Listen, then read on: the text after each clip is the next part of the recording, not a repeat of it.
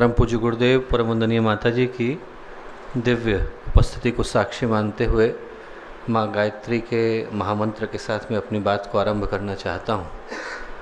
जीवन मनुष्य का भटका हुआ है और वैसे तो भटके हुए जीवन में जहाँ पर हम लोग अपने जीवन के उद्देश्य को ढूंढते और उसका अनुसंधान करते पग पग पर नज़र आते हैं, ऐसे समय में गायत्री के मंत्र का मूल्य और महत्व जिंदगी के हर क्षण में हो जाता है। पर आज के इस अवसर पर जब हम लोग स्वाधीनता दिवस भी मना रहे हैं और रक्षाबंधन भी मना रहे हैं, इस अवसर पर शायद गायत्री मंत्र का जो मूल्य है और महत्व है वो शतगुणित हो जाता है, सहस्र गुना हो जाता है। इसलिए हो जाता है कि यदि हम लोग वेदों को पढ़ें तो वेद कहते हैं कि गयान प्राणान त्रायते सा गायत्री। वो ऋषि जिनने सबसे पहले गायत्री का अवगाहन किया, उनका दर्शन किया, उनका प्राकट्य देखा, उन विश्वामित्र ने जब गायत्री की व्याख्या करी तो कहा गयान प्राणान त्रायते सा गायत्री। गायत्री वो शक्ति है जो प्राणों की रक्षा करती है, हमारे प्राणों को मजबूती देने का काम, संबल देने का काम, शक्ति, सामर्थ्य, बल देने का काम गायत्री करती है। बाहर का बल आदमी का चुक जाता है, शक्ति एक न एक दिन खत्म हो जाती है, शरीर का जो तेज है वो चला जाता है, मन की क्षमता भी कुंद पड़ने लगती है, भावनाएं भी कमजोर पड़ने लगती हैं। पर यदि आदमी के अंदर आत्मा का बल है, मन का बल है, तो वो शक्ति और सामर्थ्य आदमी को कहीं पर चुकने और थकने नहीं देते और वो कार्य गायत्री करती है। प्राणों की रक्षा करने का दायित्व गायत्री का है। और उपनिषद पढ़ें आप, पुराणों को पढ़ें तो वो कहते हैं गातारम त्रायते अस्मात् गायत्री तेन गीयते। हमारे अंदर के कर्मों से स्वाधीनता दिलाकर हमें परमात्मा तक पहुंचाने का माध्यम और सहारा गायत्री बनते हैं। तो उस दृष्टि से देखें तो स्वाधीनता की देवी भी गायत्री हैं और रक्षा की देवी भी गायत्री है। आज का जो इस अवसर है वो इन दोनों को एक साथ लेकर के आया है और उन दोनों को हमारे जीवन में लाने का कार्य माँ गायत्री करते हैं। और एक महत्वपूर्ण अवसर है, एक चिंतनीय और उल्लेखनीय अवसर है, क्योंकि आज हम सम्मान उन शहीदों को देते हैं जिनके शौर्य, त्याग, बलिदान के कारण और शहादत के कारण हम लोग एक खुले भारत के अंदर, आज़ाद भारत के अंदर सांसें ले पाते हैं। पर प्रश्न इस अवसर पर पूछने का ये जरूरी हो जाता है दोस्तों कि जब हम स्वाधीन भारत में जी रहे हैं तो यदि वो पुण्यात्माएं, वो हुतात्माएं, वो शहीद जो बलि की वेदी पर चढ़े, उनमें से यदि कोई लौट करके आए और हमसे प्रश्न करे कि जो आज़ादी हमने आपको दिलाई थी, जिस आज़ादी को दिलाने के लिए और जिस स्वाधीनता को महसूस कराने के लिए हम लोगों ने अपने खून के कतरे कतरे को बहाया था, किसी की गर्दन कटी, किसी का सिर कटा, किसी का परिवार गया, किसी की उम्र गई, किसी की जवानी गई, और यदि वो लौट करके हमसे पूछें कि वो जो आज़ाद भारत आपको लौटाया था उसको आप सुरक्षित रख पा रहे हो कि नहीं रख पा रहे हो, उस स्वाधीनता के साथ हम कर क्या रहे हैं, तो उस प्रश्न का उत्तर देते समय में हमारे चेहरे शर्म से झुकने नहीं चाहिए। और इसको दुर्भाग्य कहेंगे कि अरबों की जनसंख्या वाले इस देश में यदि ये प्रश्न और इसका उत्तर लोगों को ईमानदारी से देने को कहा जाए तो करोड़ों के चेहरे शर्म से झुक जाएंगे। क्योंकि आज हम राष्ट्रीयता का अर्थ जिन बातों से लगा करके बैठ गए हैं उसका राष्ट्रीयता से सरोकार नहीं। राष्ट्रीयता का अर्थ ये नहीं है कि साल में एक बार जब क्रिकेट का मैच हो और मेरे अंदर रवानगी चढ़े और मैं अपने चेहरे पर तिरंगा पोत करके बाहर निकल जाऊं। राष्ट्रीयता का अर्थ ये भी नहीं है कि आदमी एक बार जोर से भारत माता की जय लगाए और उसके बाद फिर वो करने में जुट जाए जिससे भारत माता की जड़ें खोखली होती है। राष्ट्रीयता का अर्थ ये भी नहीं है दोस्तों कि हम लोग दूसरे देशों के ऊपर या अन्य लोगों के ऊपर अपने आक्षेपों को शुरू करें। राष्ट्रीयता का अर्थ उन लोगों के व्यक्तित्वों से निकल करके आता है जिनने इस राष्ट्र को बनाने में अपने खून के कतरे कतरे को लगाया। गुरुदेव का जीवन आप देखिए, 14 वर्ष के थे, उनके दांतों के अंदर झंडा दबा हुआ था, गिरने नहीं दिया, चाहे आक्रांताओं के डंडे उनके शरीर के ऊपर गिरते रहे। ऐसे में यदि वो गुरुदेव, वो भगत, वो सुभाष, वो गांधी, वो आज़ाद लौट करके आते हैं और हमसे पूछते हैं कि स्वाधीनता का मूल्य हम लोगों ने क्या रखा, तो चेहरा झुकना नहीं चाहिए। हमारे को वो भारत उनको उपहार के रूप में लौटाना चाहिए जिसके ऊपर उनको नाज हो, फक्र हो। ये फूट का, ये विभाजन का, या शिक्षा का, या अराजकता का, या व्यवस्था का, या गंदगी का, ये गरीबी का भारत देखने के लिए उन लोगों ने अपने जीवन को कुर्बान नहीं किया था। 24-24 साल के थे भगत सिंह, 24 साल के थे जतिन वाघा, 24 साल के थे राम प्रसाद बिस्मिल। जब उनकी जानें गई, और जब शहीद शहादत पर जाता है तो वो अकेला शहीद नहीं होता, उनका परिवार भी शहीद होता है। हमारे बच्चों को थोड़ी सी तकलीफ हो जाए और कहीं हम ऑफिस में बैठे हैं और कोई बोले कि बच्चे का हाथ कट गया है, तो आदमी दौड़ता है बैंडेड लगाने को। और कल्पना करके देखें कि उन बच्चों की माँओं को कैसा लगा होगा जब उनको पता चला होगा कि भगत सिंह अब लौट करके आने वाले नहीं हैं। उनको तो पता भी नहीं चला था कि अंतिम संस्कार हुआ कहाँ है। एक दिन पहले छुपा करके उनके शरीर को फांसी दे दी गई थी। ऐसे बहुत सारे लोग हैं दोस्तों जिसमें शहीद ही नहीं गए पर उनके परिवार भी शहादत से गुजरे हैं। और हमारी जिम्मेवारी बन जाती है कि जब हम आज के इस पवित्र दिन एक महान स्वतंत्रता सेनानी की भूमि पर, उनकी तपोभूमि पर खड़े हैं, तो यहाँ से एक संकल्प ये लेकर के जाएं कि किस तरह का भारत हम अपने बच्चों के लिए छोड़ करके जाना चाहते हैं। वो कौन सा भारत है जिसमें हम अपने बच्चों को चाहेंगे कि वो यहाँ की हवा में सांस लें। वो संकल्प हमारे हृदय में कहीं गहरे निकल कर के आए तो माँ गायत्री के इस धाम में बैठने का और यहाँ आने का उद्देश्य सार्थक हो सकेगा। जब बिस्मिल ने शरीर को छोड़ा तो वैसे तो उनकी बहुत सारी कविताएं आप लोगों को पता हैं, पर एक कविता जो वो एक दिन पहले लिख रहे थे दिल को छू लेने वाली। उनने लिखा उसमें, जब अपने परिवार के लिए पत्र लिखा तो कविता में क्या लिखा, उनने लिखा कि न चाहूँ मान दुनिया से, न चाहूँ स्वर्ग को जाना, मुझे वर दे यही माता रहूँ भारत पे दीवाना। न चाहूँ मान दुनिया से, न चाहूँ स्वर्ग को जाना, मुझे वर दे यही माता रहूँ भारत पे दीवाना। करूँ मैं देश की सेवा, पड़े चाहे करोड़ों दुख। बोले करूँ मैं देश की सेवा, पड़े चाहे करोड़ों दुख, अगर जन्म लूँ मैं आकर तो हो भारत नहीं आना। जो बात वो कह कर के गए, बोले मुझे हो प्रेम हिंदी से, मुझे हो प्रेम हिंदी से, पढ़ूँ हिंदी लिखूँ हिंदी, चलन हिंदी चलूँ हिंदी, पहनना ओढ़ना खाना। ये बात बिस्मिल एक दिन पहले लिख कर के गए दोस्तों।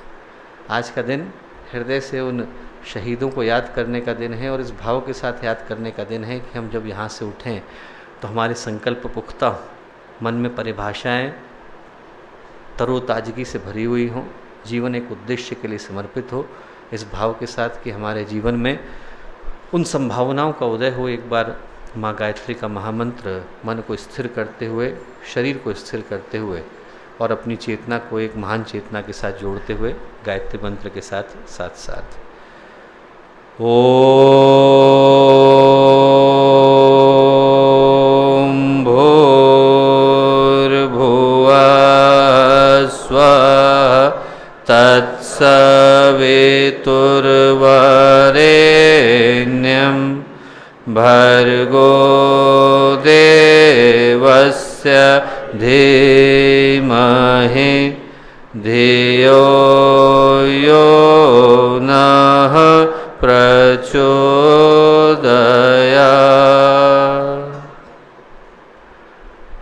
परम पूज्य गुरुदेव परमवंदनीय माता जी के दिव्य संरक्षण में आज के इस पवित्र अवसर पर शांति कुंज की इस पावन भूमि पर हम लोग मिल रहे हैं और इस शुभ अवसर पर इस विशिष्ट शिविर में हम लोगों के साथ उपस्थित आदरणीय श्री दुबे मामा जी, अम्बेकर जी भाई साहब, आशीष, मनीष, योगेश, यहाँ उपस्थित शांति कुंज के सभी कार्यकर्तागण और दिल्ली से आए हम लोगों के सभी युवा भाई और बहनों, आप सबका शांति कुंज में बहुत सारा स्वागत है। मुझे आशा है कि एक दिन जो आप लोगों का गुजरा वो कुछ नई संभावनाओं को लेकर के गुजरा होगा। तो एक बार फिर से शांति कुंज की ओर से, गायत्री परिवार, देव संस्कृति विश्वविद्यालय सभी की ओर से सभी का बहुत सारा स्वागत और अभिनंदन। मित्रों, हम लोग एक पावन भूमि पर, एक पवित्र अवसर पर आज के दिन यहाँ पर मिल रहे हैं। उस भूमि पर मिल रहे हैं जहाँ पर इस युग के विश्वामित्र ने, इस युग के ऋषि ने इस संसार को बदलने के लिए एक से एक बढ़कर के महान चिंतनों को दिया।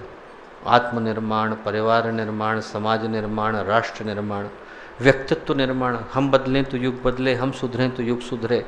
आत्म सुधार से लेकर विश्व को बदलने का और आत्म परिष्कार से लेकर लोक कल्याण का, उन सारे सूत्रों को उनने इसी धरती पर दिया और एक ही साथ हजारों ऐसे व्यक्तियों का जीवन वो जी करके गए जिसकी कल्पना कर पाना भी संभव नहीं।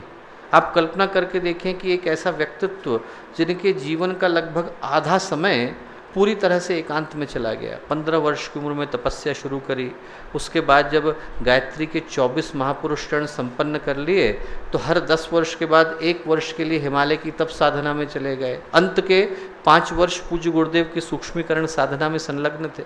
तो जो बाकी के 35 से 40 वर्ष के करीब आते हैं उसमें गुरुदेव ने 3400 के करीब किताबें लिखी।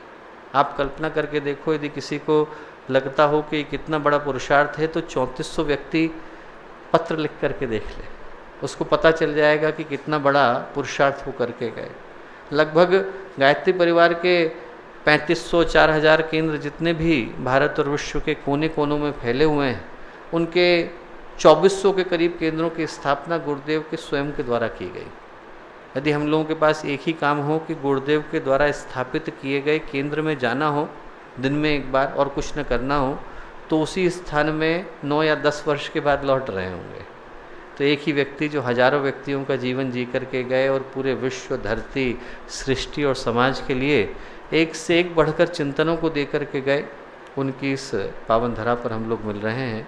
और आज के इस अवसर पर समय थोड़ा सा हम लोगों के पास अल्प है, इसको ध्यान में रखते हुए कि युवा होने का आध्यात्मिक अर्थ क्या है, इस संदर्भ में कुछ बातें आप लोगों से करना चाहता हूं, क्योंकि युवा होने के अर्थ अनेकों दृष्टियों से अनेकों तरह के हो जाते हैं।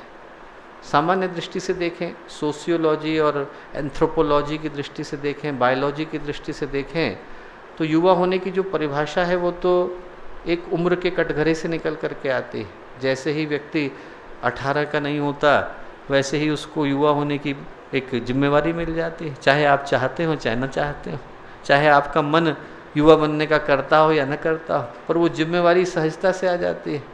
तो सोशियोलॉजी, साइकोलॉजी, मॉलिक्यूलर बायोलॉजी, इन की दृष्टि से, इवोल्यूशन की दृष्टि से जो परिभाषाएं हैं वो भिन्न हो जाती हैं। माता पिता की दृष्टि से परिभाषाएं भिन्न हो जाती हैं। माता पिता से हम पूछ करके देखें तो युवा होने का अर्थ है कि हमारा बच्चा बड़ा हो गया है, उसके विवाह की समय आ गया है, उसको अब जॉब पर जाना पड़ेगा, उसको रोजगार करना पड़ेगा, अब हमको कमा करके खिलाएगा, घर की जिम्मेवारियां उठाएगा।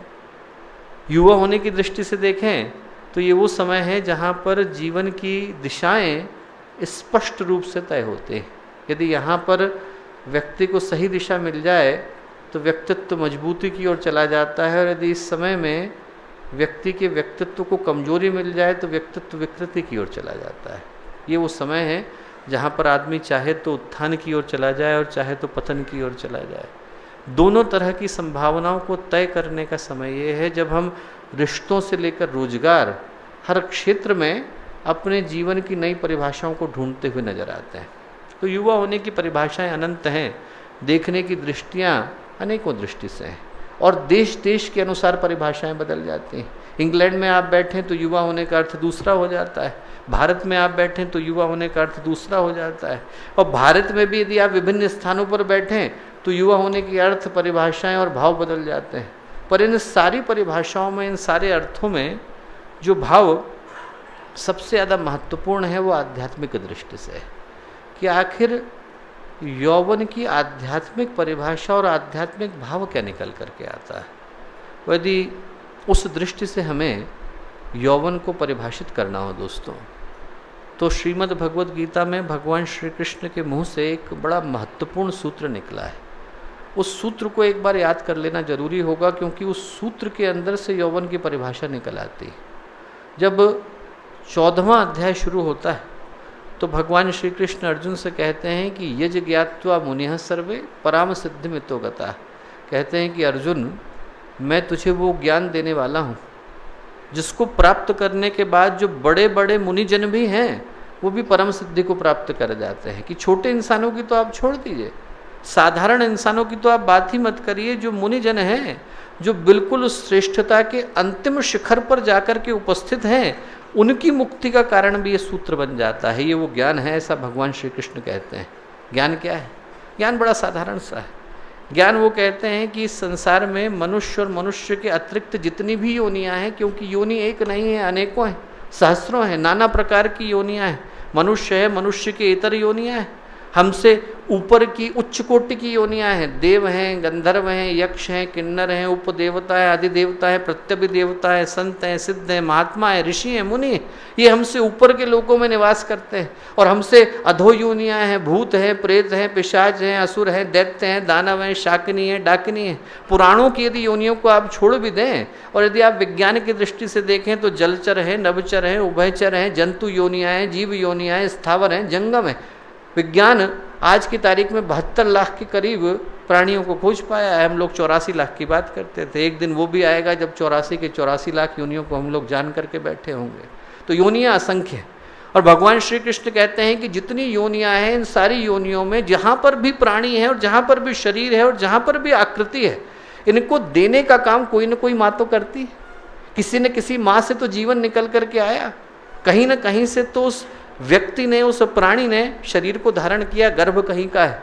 वो कहते हैं अलग अलग गर्भों को दिखने के बावजूद इन सारे गर्भों को जोड़ने वाली माँ एक है। जगत माता, जगत जननी, आदि शक्ति माँ गायत्री। सारे गर्भों की डोर एक ही माँ से जुड़ी हुई है। और बोले जितने भी प्राणी हैं इनके अंदर चेतना का बीज डालने का काम मैं एक ही पिता करता हूँ, मैं ही परम पिता हूँ। तो एक सबकी माँ है जो जगन माता है और एक सबके पिता है जो परम पिता है। एक जड़ प्रकृति के अध्यक्ष हैं और एक चेतना प्रकृति के अध्यक्ष, और दोनों एक दूसरे के बगैर अधूरे। शरीर हो पर प्राण न हो तो किसी मूल्य का नहीं रह जाएगा। यदि प्राण चला जाए तो ये शरीर प्राणी नहीं रह जाता, लाश बन जाता है। और यदि प्राण हो पर यदि उसको अभिव्यक्त करने के लिए शरीर न हो तो उसका कोई मूल्य नहीं रह जाता। इलेक्ट्रिसिटी हो पर बल्ब नहीं हो तो क्या फ़ायदा है, और बल्ब हो और इलेक्ट्रिसिटी नहीं हो तो क्या फ़ायदा है। आपको जीवन को जन्म देने के लिए दोनों ही शक्तियों की आवश्यकता पड़ती है, एक जड़ है और एक चेतन है। और इन दोनों के मध्य का जो वार्तालाप है, इन दोनों के मध्य का जो डायलॉग है, वो प्रकृति के 3 गुणों के माध्यम से चल रहा है, जिसको हम सत, रज और तम बोलते हैं। आप सोचेंगे कि आज के इस डिस्कशन में मैं सत, रज और तम को क्यों ले आया। इसलिए ले आया दोस्तों क्योंकि वहीं से यौवन की परिभाषा निकल करके आती है। ये एक बड़ी अद्भुत बात है। आप ज़रा ध्यान से देखना, आप सभी लोग इंटेलेक्चुअल और इलाइट वर्ग से निकल करके आए हैं। ध्यान से देखना आप इस बात को, इस और किसी की दृष्टि निगाहें नहीं जाती। बड़े बड़े दार्शनिक इस बात को भूल जाते हैं, पर जिसने भी सृष्टि की उत्पत्ति की खोज करी और इस क्षेत्र में अनुसंधान किया, वो सारे के सारे 3 की गिनती पर आकर के रुक जाते हैं। गीता और सांख्य इस पूरी सृष्टि के खेल को सत, रज और तम कहते हैं। तो योग भी 3 तरह के योग गिनाता है, राजयोग है, वैदिक योग है, हठ योग है। तंत्र उसी को इड़ा, पिंगला और सुषुम्ना का खेल बोल देता है। और यदि हम वैदिक परंपरा में देखें तो 3 तरह की शक्तियाँ आ जाती हैं, जिनको हम त्रिमूर्ति या त्रिदेव बोलते हैं। एक ब्रह्मा है, एक विष्णु है, एक महेश। जब सृष्टि का निर्माण शुरू होता है तो ब्रह्मा जी को याद किया जाता है, वो रचयिता हैं, सृष्टि का निर्माण करते हैं, तप करते हैं, और तप करने के बाद जब सृष्टि की रचना करते हैं तो जिम्मेवारी भगवान विष्णु को दे देते हैं। आप भगवान ब्रह्मा का जिक्र उसके बाद सुनते नहीं। सृष्टि का निर्माण हो गया, काम अब भगवान विष्णु का है। भगवान विष्णु पालन करेंगे, पोषण करेंगे, संवर्धन करेंगे। He is the नर्चरर, he is the one who is maintaining the entire system. वो इस पूरे सिस्टम के एक तरह से आप पालन करता बोल लीजिए। फिर एक दिन ऐसा आता है कि वो थकने लग जाते हैं, उनके जो गुण हैं वो जीर्ण शीर्ण होने लग जाते हैं। जब होने लग जाते हैं तो वही भगवान शिव, जो पूरी सृष्टि के समय में कल्याणकारी रूप लेकर के बैठते हैं, अघोर हैं, भोले भंडारी, जिनका हृदय बिल्कुल निर्मल है, जो भोलेनाथ हैं, उनका वो स्वरूप निकल कर के आता है जिससे आदमी दहल जाता है। उनके कंधे पर पड़ा नाग, जिसको वो यज्ञोपवीत की तरह से धारण करते हैं, वासुकी, उसके मुख से ज्वालाएं निकलती हैं।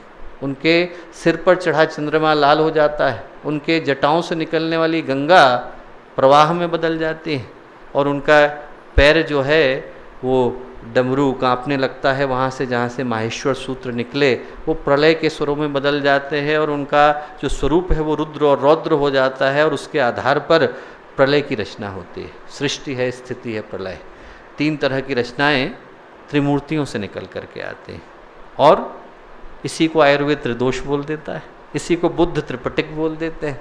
यहाँ तक कि भौतिक विज्ञान भी जब पदार्थों की रचना की बात करता है तो प्रोटॉन, इलेक्ट्रॉन और न्यूट्रॉन पे आकर के रुक जाता है कि यही तीन शक्तियां हैं, पॉजिटिव है, नेगेटिव है, न्यूट्रल है, जो सारे के सारे मॉलिक्यूल्स की रचना करते हैं।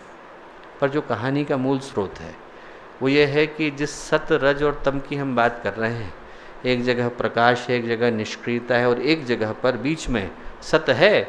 इन तीन गुणों के माध्यम से प्रकृति सारी ओर से हमसे प्रश्न कर रही है।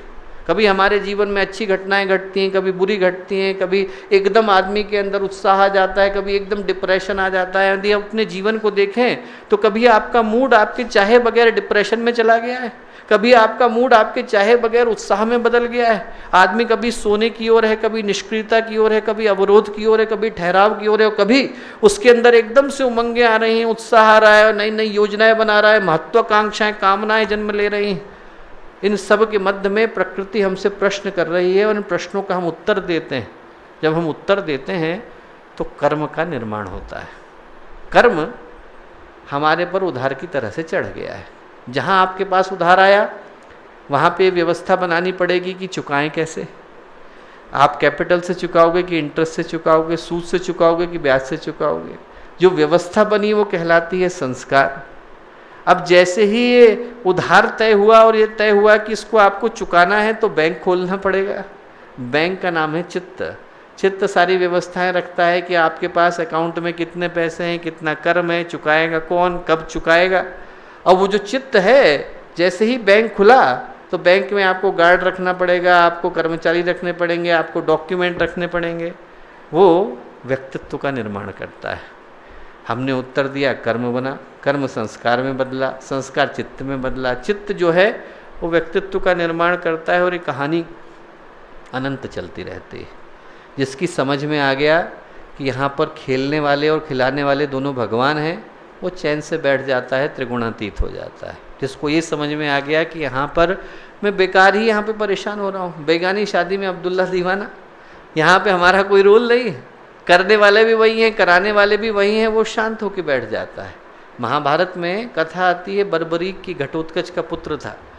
तो जब भगवान महाभारत को शुरू कराने वाले थे तो बर्बरीक बोला कि भगवान आप इतने सारे लोगों को क्यों मार रहे हैं, आप जिनको मारना चाहते हैं उनकी लिस्ट बता दीजिए, मैं एक बार में मार देता हूँ। उन्होंने कहा कैसे?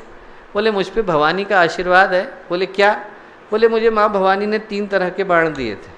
बोले उनका उपयोग क्या है? भगवान श्री कृष्ण ने कहा। उन्होंने कहा उनका उपयोग साधारण सा है। पहला, आप यदि बाण छोड़ो तो जिस जिसको मारना है उसके माथे पे बिंदी बन जाती है। जैसे आप वो हॉलीवुड की पिक्चर देखो तो स्वॉट वाले चलाते हैं ना, वो लेज़र गाइडेड हो जाता है, फिर आप अगली बार में मारो तो मर जाएगा। तो आज से 5454 ईयर्स पहले महाभारत में स्वॉट सिस्टम उनने लागू कर दिया था। तो जो है पहला आप बाण चलाओ, लोगों के चेहरे पे बिंदी बन जाएगी। उसने कहा जब मैं सेकंड चलाऊंगा तो उन्हीं को जा के लगेगा जिस जिसके ऊपर बिंदी बनी है। भगवान कृष्ण ने कहा अच्छा एक बार चला के दिखाओ। बोले किस पे चलाऊं? बोले ये जो बरगद का पेड़ है इसमें जितने सूखे पत्ते हैं उनको आप गिरा के दिखाओ। ठीक, उसने पहला बाण चलाया और सारे सूखे पत्तों के ऊपर बिंदी बन गई। भगवान कृष्ण ने कहा कि अरे इसका वरदान तो सही है। उन्होंने एक पत्ता लिया और अपने पैर के नीचे डाल लिया। अगला उसने चलाया तो सब जगह पर जाके लगा, भगवान के पैर को छू नहीं सकता था।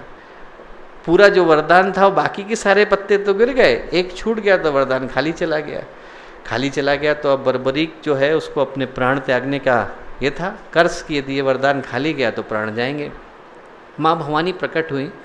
माँ भवानी ने कहा कि वरदान तो मेरा था। भगवान श्री कृष्ण से बोली, बोले आपने इसमें व्यवधान क्यों डाला? भगवान श्री कृष्ण बोले कि ऐसा है, महाभारत में सिर्फ लोगों को मारना नहीं है, उनको उनके कर्म के अनुसार सजा देनी है। यदि एक ही बार में सब मार दिए गए तो फिर पूरा का पूरा सृष्टि का चक्र ही बाधित हो जाएगा। बोले इसलिए मैंने इसको रखा। माँ भवानी बोली कि भाई आपने सही किया, पर चूंकि आपने अपने पैर के नीचे पत्ता छुपाया है, बोले इसलिए जिस जगह पर आपने तलवे के अंदर पत्ते को रखा है वो आपके शरीर का सबसे कमज़ोर हिस्सा होगा। जिस दिन जरा आप पर तीर चलाएगा तो इसी तलवे पर लगाएगा। तो भगवान कृष्ण का जब शरीर छूटा तो उसी तीर को खाने से छूटा। और वो जो बर्बरीक था, बर्बरीक बोला कि प्रभु आपने सही किया, पर मेरा मन बहुत था कि मैं महाभारत देखूं, अब मेरा गर्दन तो आप काट रहे हैं। भगवान बोले गर्दन काट रहा हूँ, प्राण नहीं ले रहा हूँ।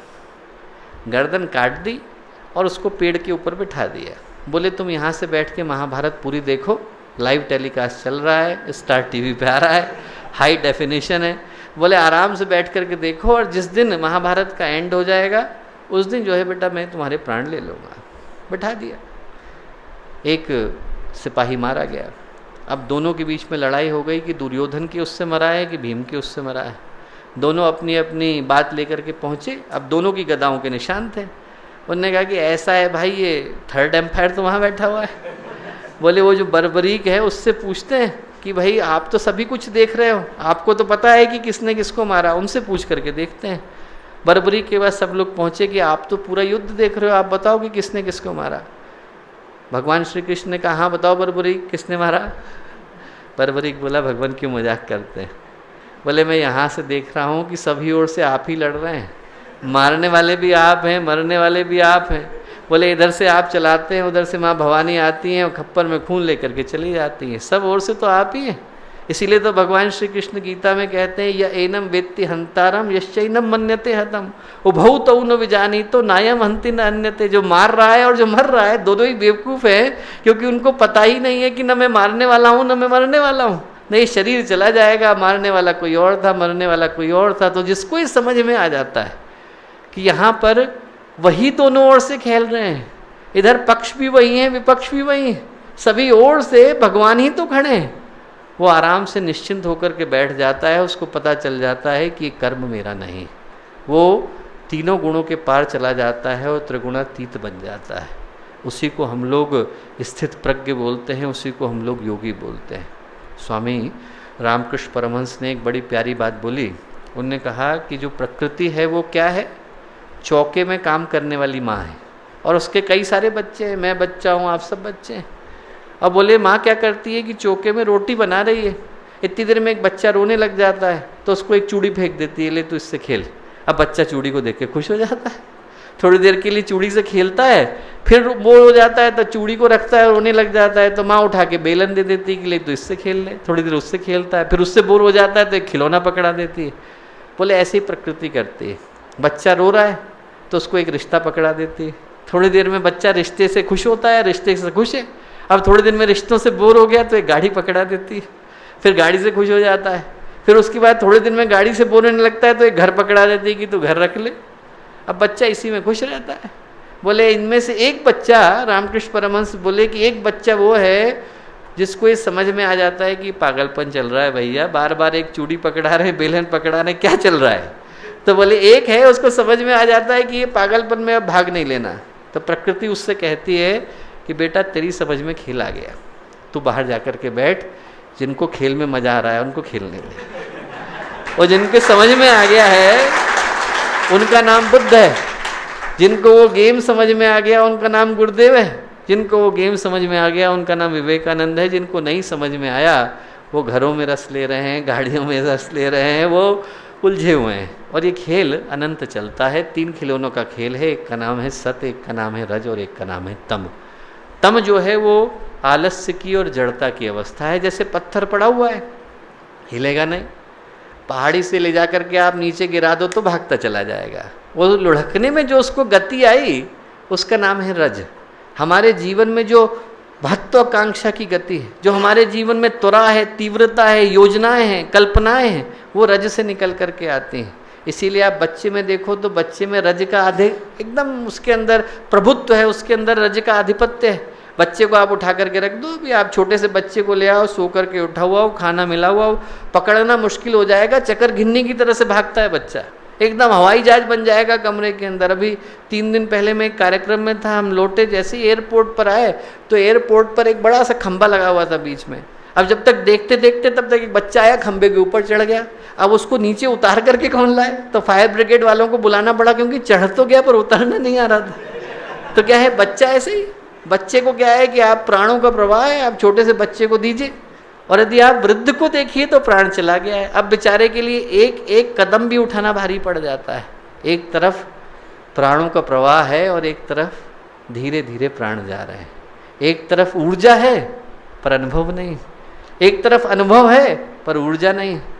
इन दोनों के बीच में संतुलन को बिठाने के लिए सत की आवश्यकता पड़ती है। सत्य से संतुलन शब्द निकला है, सत्य से समग्रता शब्द निकला है। और वो जो सत का काम है वो यौवन का काम है। यौवन का काम है कि वह इन दोनों के मध्य संतुलन को निकाले। जैसे एक चढ़ता हुआ सूरज बिल्कुल बीच में पहुंच गया है, इधर भी प्रकाश है उधर भी प्रकाश है, बीच में जो आज के दोपहर का सूर्य है वो यौवन का सूर्य है। जब आदमी के पास ऊर्जा भी है, उत्साह भी है, पवित्रता भी है, प्रखरता भी है, और इसलिए आदमी को संतुलन बिठाने का जो काम है वो यौवन का काम है। यदि एक तरफ चला जाए, रज की तरफ चला जाए तो उन्मादी हो जाएगा, अहंकारी हो जाएगा, रावण बन जाएगा, दुर्योधन बन जाएगा। आदमी उधर चला गया तो सिकंदर बन जाएगा, और यदि दूसरी तरफ चला गया तो डिप्रेशन में चला जाएगा। तब में ही गिरता चला गया तो डिप्रेशन हो जाएगा, आदमी सुसाइड की सोचने लगेगा, मरने की सोचने लगेगा। दोनों के मध्य संतुलन बिठाने का काम यौवन का है।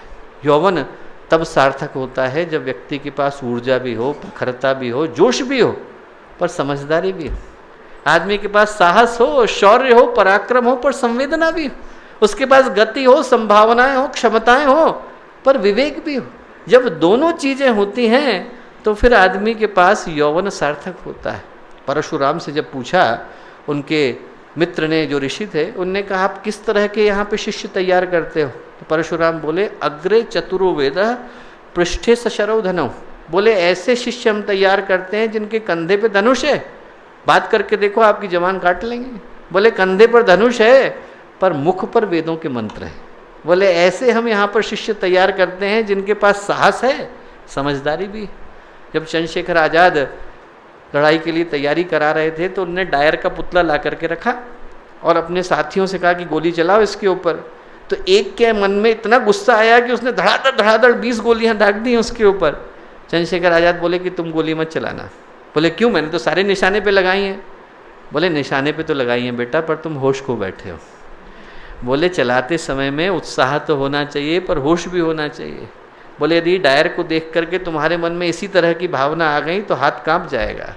बोले हाथ तभी रहेगा जब आपके पास संतुलन हो। यौवन का अर्थ संतुलन से। और यदि हम लोग देखें तो जीवन में जो सबसे आसान दिखने वाली घटना है जिसको हम संतुलन बोलते हैं, वही शायद जीवन की सबसे कठिन घटना है। आदमी बैठा है पर एक छोटी सी घटना से संतुलन चला जाता है। आप बैठे हो और अभी एक मच्छर कान में आके भिनभिनाने लगे तो पूरा का पूरा संतुलन चला जाएगा। कोई व्यक्ति बैठा है और वहाँ पे दूर पे टेलीफोन की घंटी बजने लगे तो आदमी का संतुलन चला जाएगा। आदमी घर से बाहर निकला और सामने वाले ने नई गाड़ी ली, मन का संतुलन चला जाएगा। आदमी घर से बाहर निकला और सामने वाले की जॉब लग गई और आपकी नहीं लगी, संतुलन चला जाता है। आप घर से बाहर निकले और आप जिसको पसंद करते हो उससे कोई और बात कर रहा है, संतुलन चला जाता है। आदमी का मन तुरंत बिखर जाता है। हमको लगता है कि हम संतुलन में, पर हम संतुलन में हैं कहाँ? हम तो खंडित व्यक्तित्व के साथ जी रहे हैं। हमारे जीवन में उपस्थिति तो है, उपलब्धता नहीं। आप लोग प्रेजेंट हो पर अवेलेबल नहीं हो। आदमी का जो व्यक्तित्व है उसके 3 हिस्से होते हैं, चिंतन है, भावनाएं हैं और कर्म है। हमारे पास शरीर है, मन है और आत्मा है। आप यहाँ पर उपस्थित हो तो आपके शरीर के 3 तल हैं। एक से आप कर्म कर रहे हो, एक से आपका मन जा रहा है और एक से भावनाएं जा रही हैं। शरीर यहाँ पर हो और मन कहीं और पर हो, शरीर यहाँ पर हो और भावनाएं कहीं और पर हो, तो हमारा व्यक्तित्व फ्रैक्चर्ड है। Then we have got a fractured personality, then we have got a खंडित व्यक्तित्व। तो फिर हमारे अंदर जो व्यक्तित्व है उसमें संतुलन नहीं, तो फिर हम संतुलन को लेकर के कैसे आए? जीवन का जो सबसे साधारण सूत्र लगता है दोस्तों, वही कठिन हो जाता है। पहले तो ये सोच करके देखें कि हमारा संतुलन जाता क्यों है। जाता इसलिए है क्योंकि हमारा दुश्मन बाहर नहीं बैठा, हमारा दुश्मन हमारे मन के अंदर बैठा है। वो मन जो हमारा मित्र भी हो सकता है, वही हमारा सबसे बड़ा शत्रु है। आज महर्षि अरविंद का जन्म दिवस है। उनने एक बड़ी प्यारी बात कही है। उनने कहा कि it is a gift to have an ability to think, it is a gift to have an ability to think, but it's a miracle to have not an ability to think. यदि आदमी का मन 1 second के लिए शांत हो जाए तो इससे बढ़कर के चमत्कार नहीं घट सकता। हमारे जीवन में जितनी समस्याएं आ रही हैं वो सोचने से तो आ रही हैं। आप कहीं से जा रहे हो और कोई आपको देख करके मुस्कुराया नहीं, बस अब मन ने कल्पनाएं शुरू कर दी।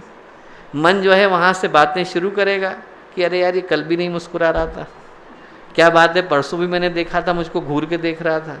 और आज से 3 साल पहले मुझे याद है, एक बार हम किसी के घर पे बैठे थे तो वहाँ पे इसने सबको पानी के लिए पूछा था, पर मेरे को नहीं देखा था। अब मन ने थोड़ी देर में इतनी बड़ी कहानी बना ली है कि वो आदमी जिसने सिर्फ देख करके मुस्कुराया नहीं था, अब मेरे मन में एक पूरी की पूरी योजना और पूरी की पूरी प्लानिंग जन्म ले चुकी है कि अब मैं अगली बार इसको बताऊंगा कि नालायक तुम मेरे को देख के मुस्कुराया क्यों नहीं था। अब आदमी के अंदर क्या है, पूरी की पूरी प्लानिंग आ गई। घटना छोटी सी घटी थी, घटना मात्र इतनी घटी थी कि सामने वाला नहीं मुस्कुराया था और शायद उसने मुझे देखा भी ना हो, शायद उसकी अपनी कोई तकलीफ़ें या परेशानियां चल रही हों, पर इतनी देर में हमारे मन का जो संतुलन है वो पूरा चला गया। लौटाने के लिए क्या किया जाए? लौटाने के लिए किया जाए कि ये जो विचारों की भीड़ है जिसमें हम लोग घिरे हुए हैं, इससे हट कर के अपने मन में शांति के लिए एक निर्जन द्वीप को खोजा जाए। हमारे ही मन के अंदर एक द्वीप मौजूद है जहाँ पर यदि हम लोग शांति के साथ बैठ जाए तो हम अपने व्यक्तित्व के केंद्र को पा जाते हैं, और यदि हम अपने व्यक्तित्व के केंद्र को पा जाते हैं तो जीवन में सब कुछ पा जाते हैं। हर चीज़ जो आपको मिलती है दोस्तों, वो एक न एक दिन छिन जाती है। जिस चीज़ के पास आप आज दौड़ रहे हो वो मिलते ही पुरानी हो जाती है। आदमी आज एग्ज़ाम पास करने के लिए दौड़ रहा है, एग्ज़ाम पास होते ही उसका मूल्य खत्म हो जाता है। एग्ज़ाम पास करने के बाद आप जॉब के लिए दौड़ते हो, जॉब मिलते ही जॉब पुरानी हो जाती है। आदमी रिश्तों के लिए दौड़ता है, रिश्ते मिलते ही बासी हो जाते हैं। घर मिलते ही किसी मूल्य का नहीं रह जाता, गाड़ी मिलते ही किसी मूल्य की नहीं रह जाती। पर यदि आपने अपने आप को पा लिया और आप अपने व्यक्तित्व के केंद्र में जाकर स्थिर हो गए और शांत हो गए, वो आपसे कोई छीन नहीं सकता है। इसीलिए बुद्ध शब्द का जो अर्थ है वो ये है कि जिसने अपने आप को ढूंढ लिया हो, अपने आप को पा लिया हो। न जाने कितने जन्मों में भटकने के बाद यदि हम अपने आप को पा जाते हैं तो उससे बढ़ कर के उपहार हम अपने आप को दे नहीं सकते। और वो करने के लिए क्या करने की आवश्यकता है? वो करने के लिए बहुत सिंपल से तरीके हैं जिनको करने की आवश्यकता है। पहला तो ये कि ज़िंदगी के प्रत्येक दिन 10 मिनट अपने लिए निकालने की आवश्यकता है। और आप देखो तो हम जिंदगी में बाकी सारी चीज़ों के लिए समय निकालते हैं, अपने लिए नहीं निकालते। हमारी ज़िंदगी की सारी दौड़ें हमें हमसे बाहर की ओर ले जा रही हैं। हम जो भी कर रहे हैं, चाहे जॉब कर रहे हैं, चाहे कुछ और कर रहे हैं, हम किसी न किसी के सपनों को पूरा करने के लिए दौड़ रहे हैं। कभी माता पिता ने सपना देखा होगा कि हमारा बच्चा IAS ऑफिसर बन जाए, हम सपने के पीछे लग गए। हमने किसी दोस्त को देखा होगा कि दोस्त जो है वो IAS ऑफिसर बन गया, हम वो करने के लिए जुट गए। हो सकता है कि आप चित्रकार बनना चाहते हो सकता है कि आप म्यूजिशियन बनना चाहते हो, पर हमारी ज़िंदगी की सारी दौड़ें हमें हमारे केंद्र से बाहर की ओर ले जा रही हैं। 10 मिनट हमें लौट कर अपने आप को ढूंढने की आवश्यकता है। और जब हम अपने आप को ढूंढते हैं, हमारी दृष्टि उधर की तरफ न होकर इधर की तरफ होती है, तो व्यक्ति शांति को और समग्रता को महसूस करता है। नाम आप लोगों ने सुना होगा विपासना, और जो विपासना शब्द है वो ध्यान से नहीं निकल करके आया। वी का मतलब है उल्टा, पश्ना का मतलब है देखना, और एक बड़ी प्यारी घटना से निकल करके आया है। भगवान बुद्ध समाधि में बैठे थे, आपको पता है 12 वर्ष के लिए ध्यान में थे। एक और महान व्यक्तित्व सामने से निकले, महावीर। देखा कि भगवान बुद्ध की आंखें बंद हैं, उनने भगवान बुद्ध को प्रणाम किया और बोले कि आंखें तो बंद करिए साहब। लोगों ने देखा तो लोग हंसे, जैसे आप हंसे वैसे वो भी हंसे कि क्या बोल रहे हैं। 6 साल के बाद फिर से निकले, बोले आंखें अभी भी बंद नहीं हैं। लोगों को लगा रहे क्या बोल रहे हैं, फिर लौटे। तो जब पहला प्रवचन अपना दे रहे थे भगवान बुद्ध, सारनाथ में थे, आंखें खुली थीं, भगवान महावीर ने प्रणाम किया और बोले कि साहब बड़ा खुशी हुई, आपकी आंखें आज बंद हैं। सब लोगों ने कहा कि कौन सी भाषा में बात कर रहे हैं साहब, आंखें खुली थी तो बंद कह रहे हैं, बंद है तो खुली थी। भगवान बुद्ध बोले वो जो बोल रहे हैं ठीक बोल रहे हैं। पहली 2 बार जब आए तो चमड़े की आंखें बंद थीं पर मन की आंखें खुली थी। मन भटक रहा था, बाहर की सोच रहा था। आज आए हैं तो चमड़े की आंखें खुली हैं पर मन की आंखें बंद हो गई हैं। मैं वहाँ ठहर गया हूँ जहाँ मुझे ठहर जाने की आवश्यकता है। अब ज़िंदगी में और कोई दौड़ बाकी नहीं रह गई, शांत स्थिर। और जैसे ही आदमी अपनी ओर लौटना शुरू करता है वैसे ही ज़िंदगी की दौड़ें थम जाती हैं, ज़िंदगी के जो भटकाव हैं वो शांत हो जाते हैं। जब अंगुलीमाल भगवान बुद्ध को मारने के लिए भागा तो उसने अपना खड्ग निकाला और निकाला, बोला अरे कहाँ भाग रहा है, मैं तुझे मारूंगा। भगवान बुद्ध के पीछे भागा, पहुँच नहीं पाया तो जोर से चिल्लाया, बोले भागता कहाँ है, मैं तुझे पकड़ना चाहता हूँ। भगवान बुद्ध बोले भाग कौन रहा है बेटा? बोले मैं तो कब का ठहर गया हूँ, भाग तो तू रहा है। बोले तू भी ठहर जा तो तू भी भिक्षु बन जाएगा। जब हम ठहर जाते हैं और ठहरने का मतलब जब मन ठहर जाता है, तो मन जैसे ही ठहरा, उसके अंदर कोई दौड़ें, उसके अंदर कोई कल्पनाएं, उसके अंदर कोई वासनाएं, उसके अंदर कोई तृष्णाएं जन्म नहीं लेती, तो वहीं पर एकाग्रता आ जाती है। वहाँ पर हमारे जितने भी प्रयास हैं, हम लोगों के प्रयास सफल नहीं हो पाते, क्योंकि मन तो बिखरा हुआ है। हम पढ़ने के लिए बैठे हैं तो उसी समय में मन 50 बातें सोच रहा है। अभी हमने किताब खोली नहीं कि हम IAS ऑफिसर भी बन गए और हम भारत की कैबिनेट में भी बैठे हुए हैं और हम लोग प्लानिंग भी बना रहे हैं। अभी तो किताब की तीसरी लाइन भी नहीं आई है, पर आदमी का मन उसको पता नहीं कहाँ ले गया है। हमारे जितने भी प्रयास हैं वो बिखर जाते हैं, क्योंकि ऊर्जा भटक जाती है। और जैसे ही आपकी ऊर्जा एक जगह पर होती है, पतंजलि कहते हैं तत्र प्रत्येकता नता ध्यानम, जैसे तेल की धारा बहती है तो इधर से उठाओ तो उधर चली जाती है, वैसे ही हमारी सारी ऊर्जा एक जगह पर जाकर के लग जाती है, और जैसे ही लगी वैसे ही हम संतुलन को प्राप्त हो जाते हैं। पहली जो चीज़ वो ये है कि 10 मिनट अपने लिए निकालिए। और क्या करने के लिए निकालिए?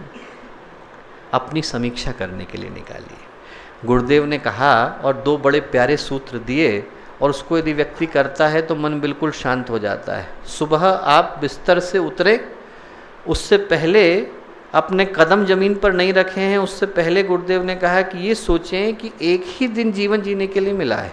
कल किसने देखा है? एक ही दिन जीवन जीने के लिए मिला है, हर दिन नया जन्म, हर रात नई मौत।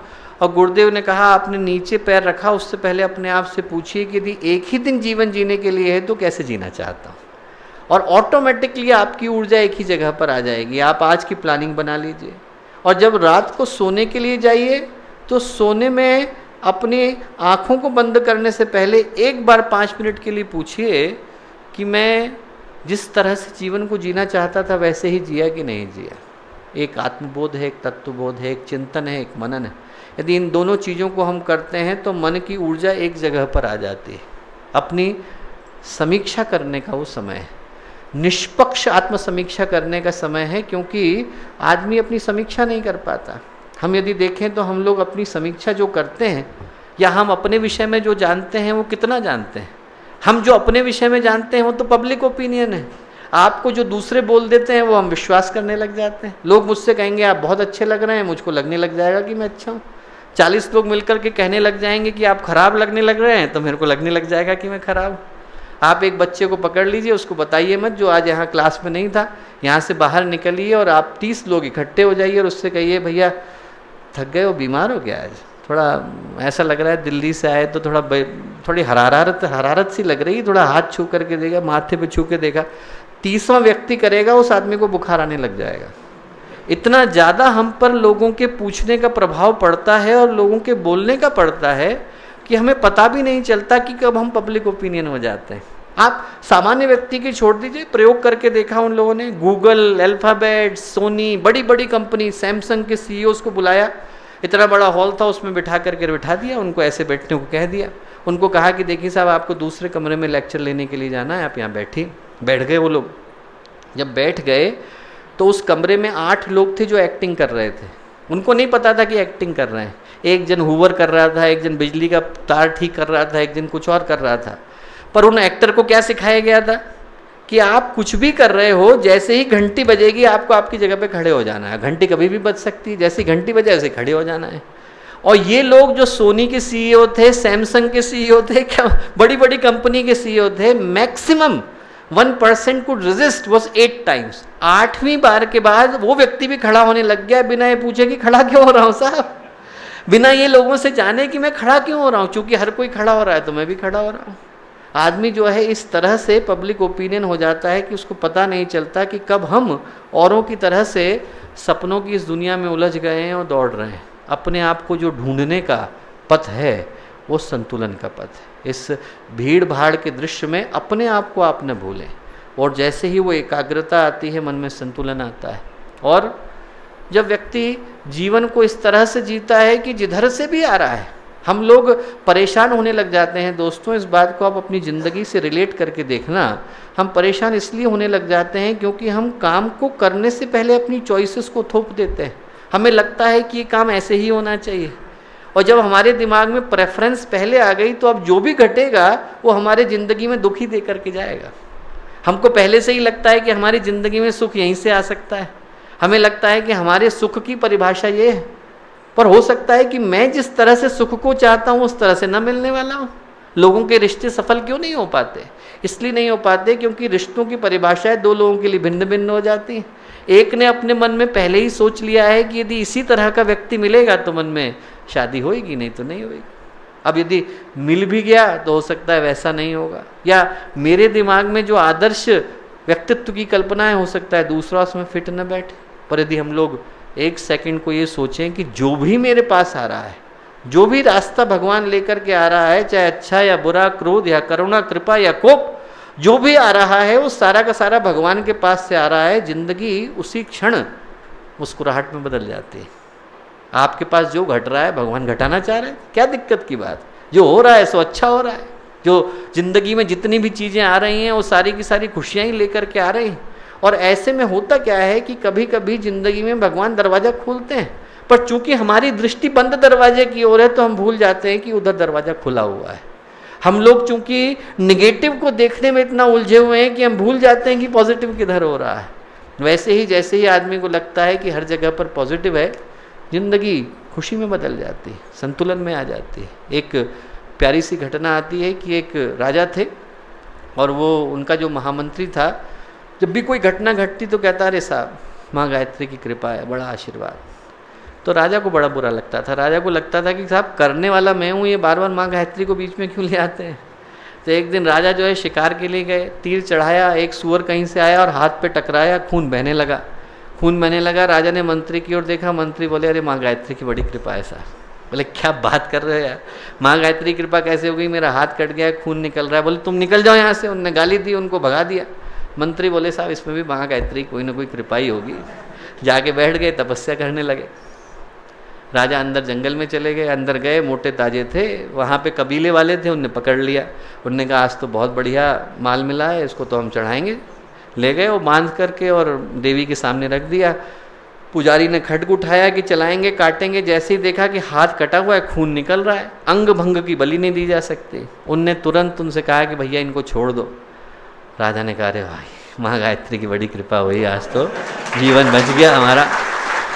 उन्होंने कहा सबसे पहले वही मंत्री जी को पकड़ा जाए जिनने इतना बड़ा ज्ञान दिया। मंत्री जी को पकड़ा, मंत्री जी तपस्या कर रहे थे। मंत्री जी बोले साहब चलो बहुत अच्छा, आपका जीवन बच गया। उन्होंने कहा कि मंत्री जी एक बात बताओ, मेरा बचा सो बचा, मेरे पे कृपा हुई, आप पे क्या कृपा हुई? आपको तो इतनी गालियाँ भी मिली हैं, आपको मैंने मंत्री पद से हटाया, देश निकाला भी दिया। बोले साहब आपसे ज़्यादा बड़ी कृपा तो हम पे हुई। बोले कैसे?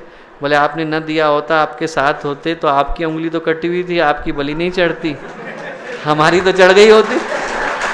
तो इसलिए क्या है कि जिंदगी में घट तो बहुत कुछ रहा है। अब एक सेकंड अपनी जिंदगी में सोचें, जो घट रहा है वो नए रास्ते कितने खुल के जा रहा है। जो घटा आदमी की ज़िंदगी में सुख के दरवाजे खोल के जा रहा है। हम लोग सागर में थे तो जो तिवारी भाई साहब हैं, जिनके विश्वविद्यालय में कार्यक्रम हो रहा था और बड़े अद्भुत व्यक्तित्व दोनों भाई जो हैं एक से एक बढ़ कर के हैं, उसमें जो छोटे वाले भैया हैं वो अपना जीवन का उदाहरण दे रहे थे कि वो आईएएस के बच्चों को पढ़ाते थे, उनके पढ़ाने वाले बहुत सारे बच्चे आईएएस बन गए पर उनका पास नहीं हुआ। तो इतना ज़्यादा उनको डिप्रेशन हो गया कि साहब मेरे पढ़ाए हुए बच्चे आईएएस बनते जा रहे हैं और मैं खुद नहीं निकल पा रहा हूँ। तो एक दिन क्या हुआ, उनने आत्महत्या के लिए सल्फास की गोली खा ली। बोले इतनी कड़वी लगी कि भैया मैंने फेंक दी। बोले मैंने तुरंत फेंक दी। बोले इतनी देर में हमारे बड़े भैया आए जो चांसलर हैं विश्वविद्यालय के। अब वो बोले कि तू क्यों परेशान होता है, चल अपन स्कूल खोलते हैं। तो उनने स्कूल खोलने शुरू करे और एक से फिर दूसरा, दूसरे से तीसरा, लंबी कहानी है। पर आज 2-2, 3-3 विश्वविद्यालय वो लोग चला रहे हैं और न जाने कितने एजुकेशन इंस्टीट्यूशन चला रहे हैं। पर यदि उनने अपनी ज़िंदगी की गति को वहीं थाम दिया होता, वहीं रोक करके बैठ गए होते कि मुझे आईएएस ही बनना है और नहीं बन पाया तो ज़िंदगी ख़त्म है, तो वो जो 3-3 विश्वविद्यालय उनके कारण चल रहे हैं और जो 1-1 लाख बच्चों को वो एजुकेशन दे रहे हैं, वो कौन दे रहा होता।